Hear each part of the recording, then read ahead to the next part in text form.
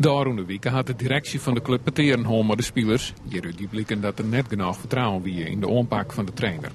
Dit is niet iets wat over één nacht ijs gaat. Dit is iets wat al langer speelt. Waar wij natuurlijk als directie onze oren en ogen te luisteren hebben gegeven. En rondgekeken hoe dingen verlopen. En wij waren tot de conclusie gekomen dat de samenwerking zeer moeilijk was. Omdat het vertrouwen geschaad was. En hebben we helaas dit besluit moeten nemen.